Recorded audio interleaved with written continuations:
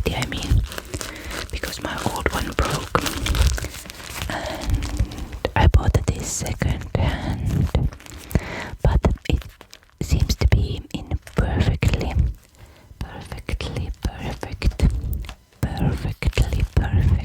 condition, and maybe even better quality than my previous Pueti that broke.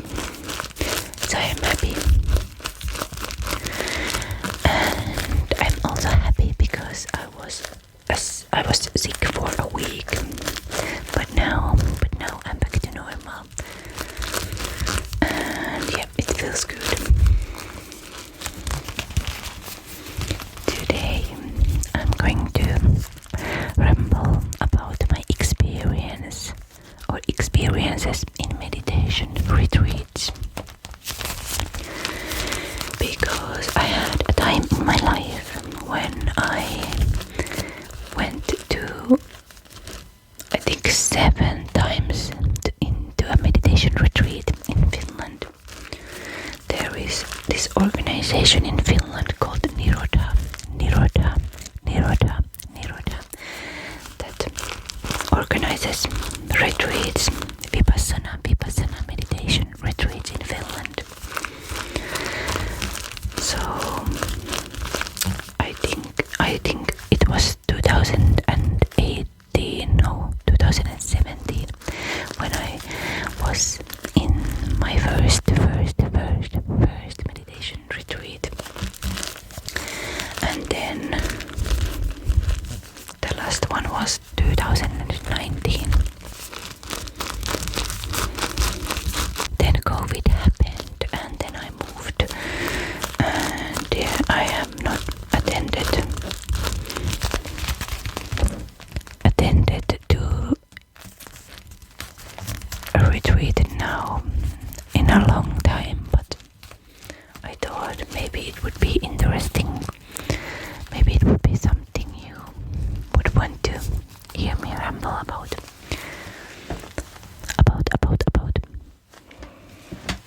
I'm going to change how I sit here in the sauna. This is not like the most comfortable place to film, but it's okay.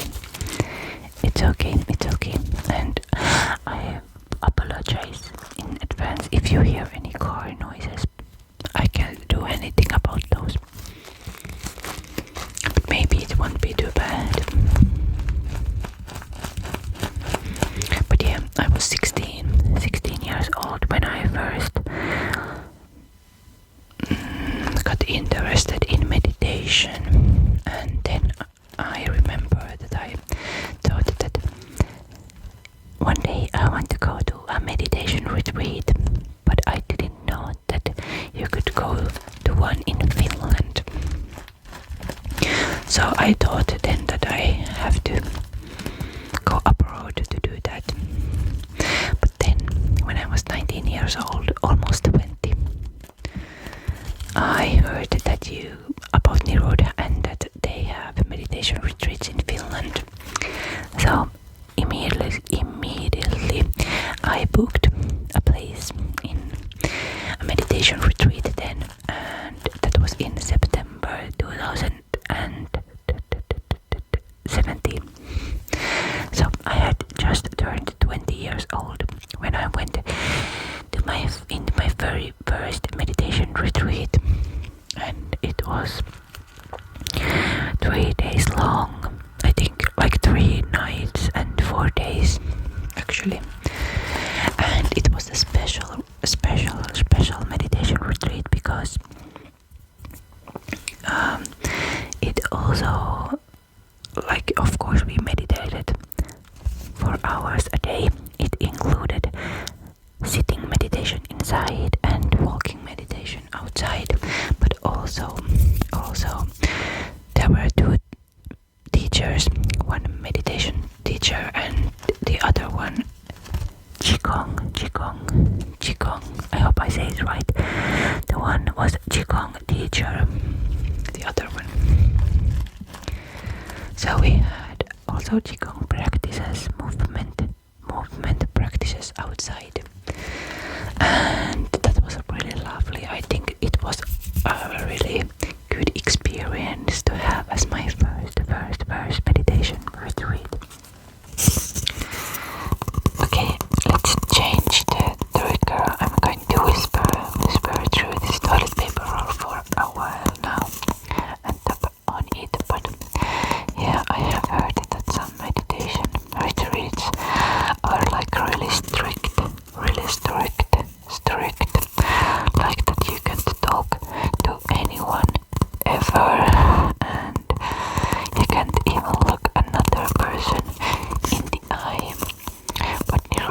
retreats, at least when I used to go them, they were like not super strict.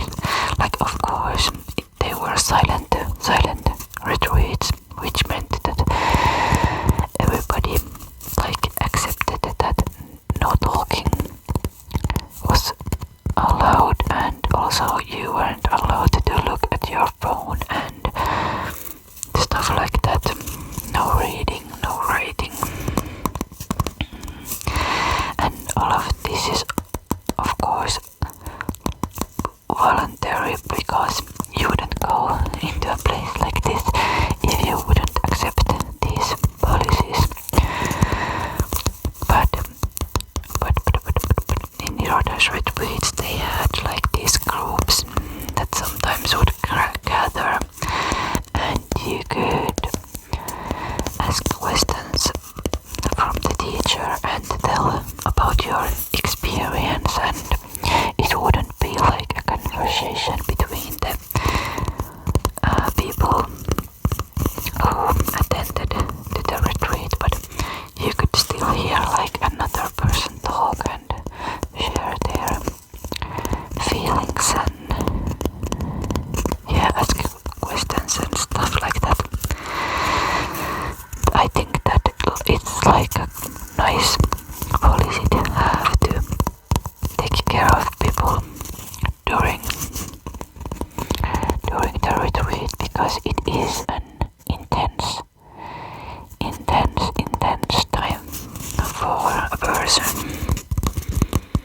to dive deep into their own system, if that makes sense.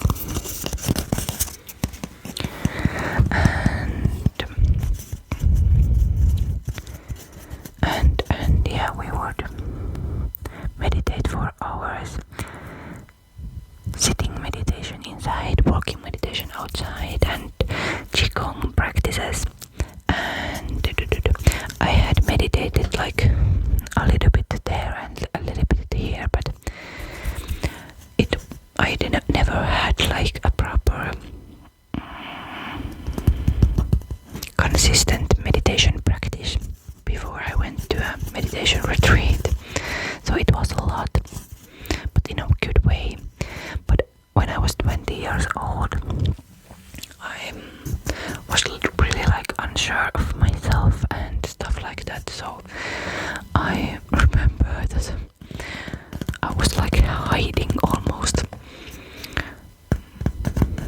there. And yeah, I had a hard time because I had a situation in my life at the time that needed action, and like needed from me to decide that this needs to be over. But that meditation retreat really helped me to see the situation from an outside perspective, and helped me to decide what is the right thing to do for myself. And yeah,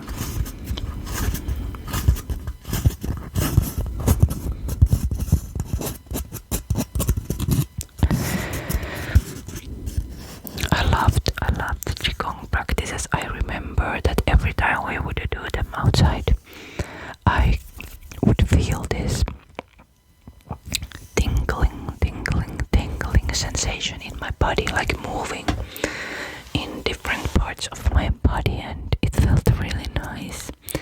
And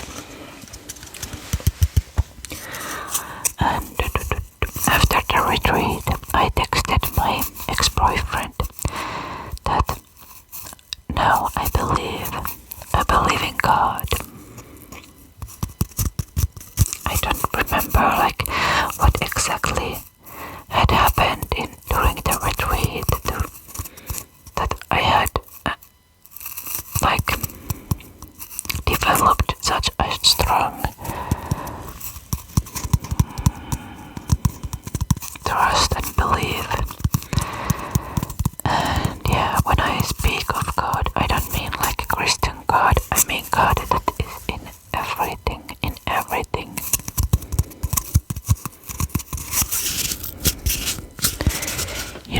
not like a religious. I'm more like spiritual. But yeah, I do believe in God. And yeah, now I remember that my first meditation retreat had a huge effect on me.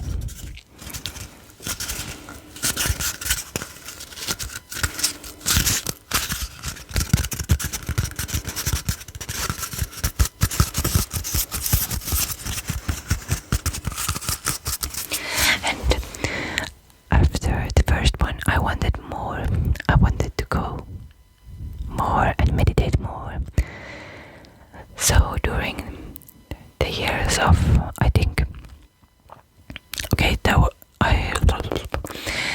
so the first one was in 2017, and then the second one, I think it was Easter 2018, and I think in 2018 I went to I want to say 3 or 4 times to a meditation retreat, and then 2019 I went to again probably 3 times. And the longest retreat was 10 days, and if I remember correctly, I had 2 10-day meditation retreats.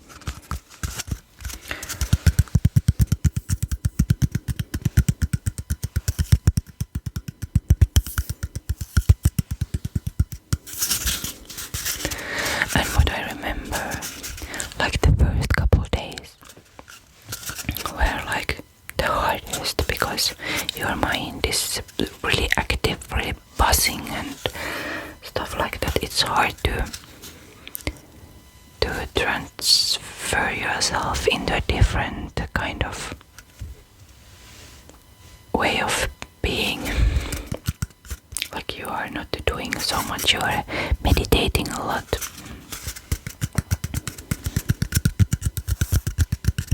Let's change it, the trigger again. I have this sponge.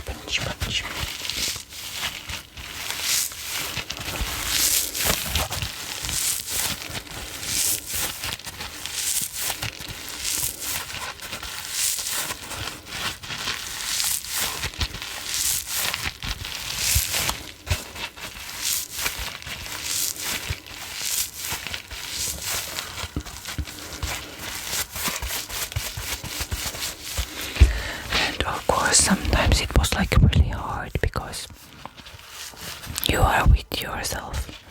You can't escape.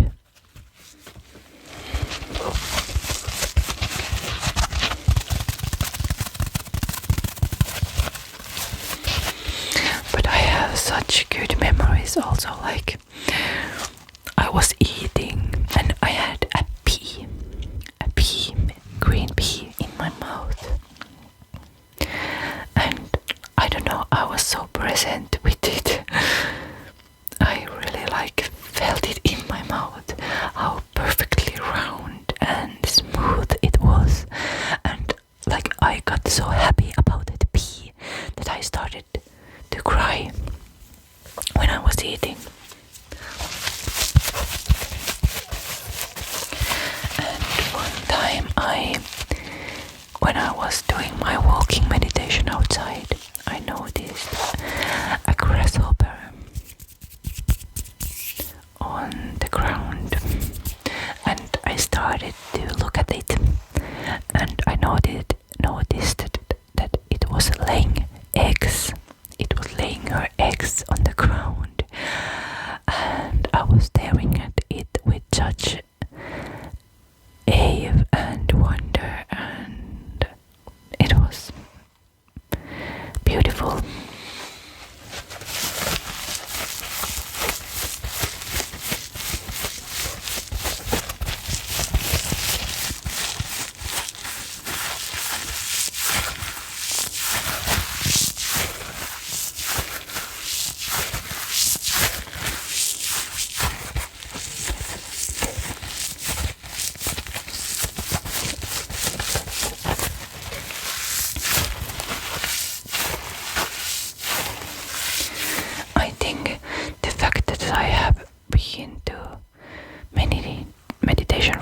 words when I was like 20 to 22 years old has made a huge impact, like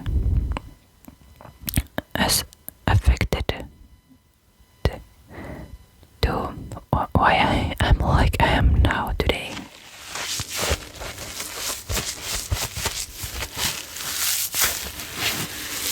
And yeah, I would like to now bring meditation back into my life. I have not meditated so much during the last years. Like when I met my partner a little over 2 years ago, we used to meditate together. But yeah, then we got pregnant and had a baby, and you know, life. We have not been meditating so much, but yesterday I actually meditated, and I thought that now I want to start a routine again, meditation routine, and maybe this time it would last. I would like that.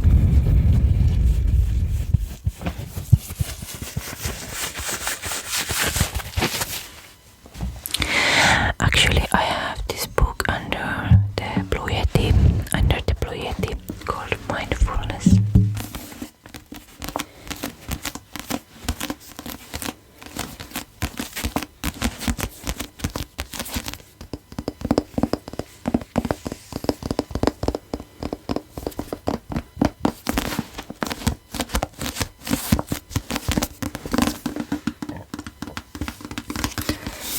Mindfulness, a practical guide to awakening by Joseph Goldstein.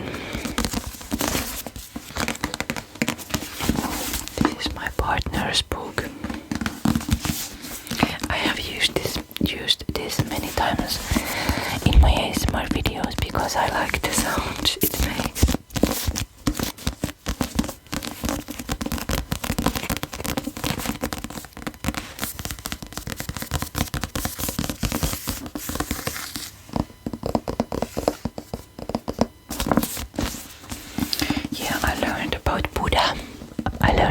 Buddha a lot during the retreats, because they were Buddhist retreats, and the teachers who came from all over the world would tell stories about Buddha, and I don't know, it was such a lovely way to transfer knowledge.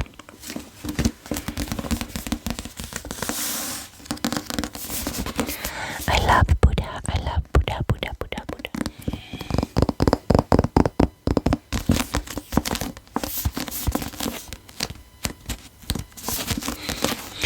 We have this small Buddha statue on the bookshelf, and my daughter, for some reason, really likes it, and she wants to play with it sometimes, and then she says Buddha, Buddha, Buddha, Buddha, Buddha, Buddha, and it's so cute.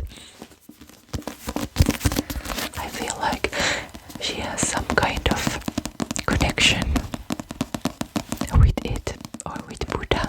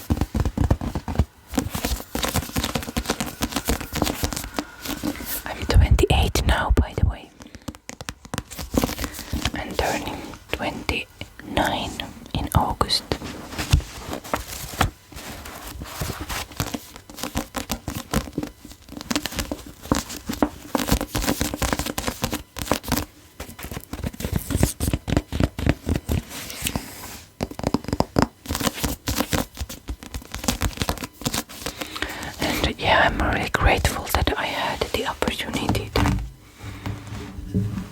to go to many retreats.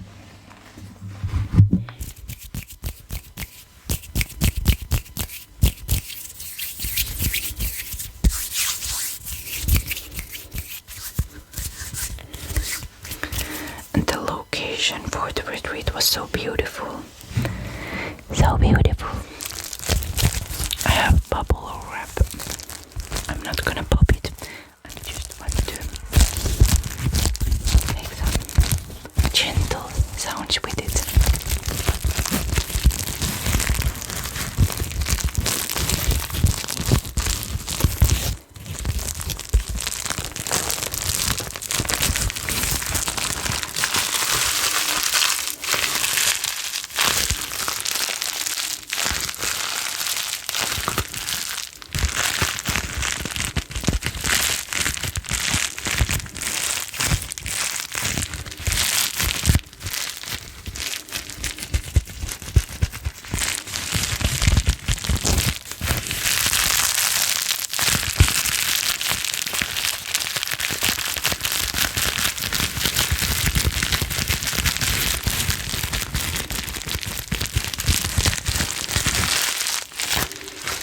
Probably there is more I could tell you about my experiences.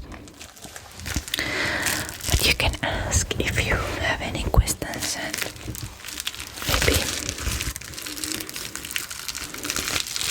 maybe I will make a new video or just answer to your comments.